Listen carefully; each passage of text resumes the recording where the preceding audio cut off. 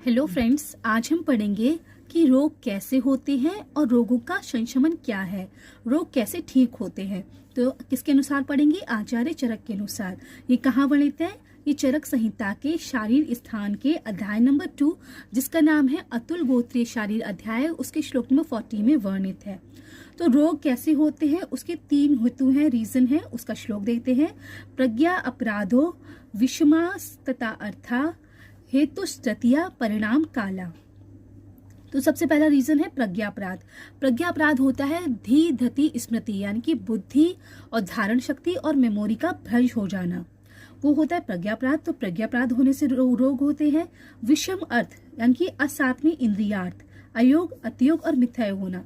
विषम अर्थ मतलब होता है जो हमारी ज्ञानेंद्रिय, कर्मेंद्रिय और उभेंद्रिय मन है, उनका विषम अर्थ हो जाना। मतलब उनका जो, जैसे आइज है, आइज को क्या करना है, आइज का कर्म क्या है? दर्शन, यानी कि देखना। तो उसका या तो अतियोग हो जाए या अयोग हो जाए या मिथ्यायोग हो जाए। अतियोग जैसे हम बहुत पास से देख रहे हैं या बहुत दूर का देख रहे हैं। और अयोग कैसे होता है कि वहां पे कोई चीज, कोई स्टिमुलस आइज को मिल ही नहीं पा रहा है, कुछ देख ही नहीं पा रही है।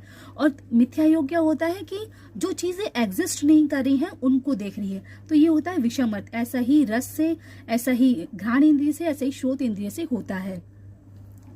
और तीसरा रीजन क्या है? वो है काल। काल जैसे ऋतु काल होता है, ऋतु होती है शिशिर, वसंत, ग्रीष्म, वर्षा, शरद, हेमंत, इनसे रोग उत्पन्न होते हैं।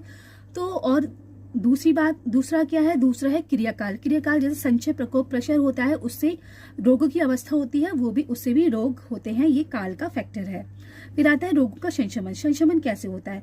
तो सभी रोगों की शांति 3 प्रकार से होती है। शांति, ज्ञान, अर्थ, काल। ज्ञान मतलब नॉलेज होना, हमें उस डिजीज की नॉलेज हो जाए कि उसके रीजन क्या है, उसके लक्षण क्या है, उसके पूर्व रूप क्या है, उसकी चिकित्सा क्या है, वो ज्ञान हो जाना। फिर अर्थ, अर्थ मतलब जैसे कि विषम अर्थ था, उसका सम अर्थ हो जाना। ये शब्द रूप, स्पर्श, रस, गंध का जो उनके स्टिमुलस है उनका प्रॉपर मिलना।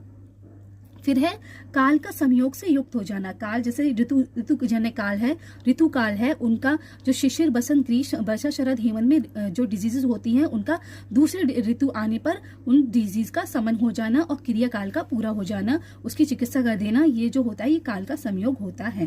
तो गाइज, ये थे रोग कैसे होते हैं और रोग का संशमन क्या है आचार्य चरक के अनुसार।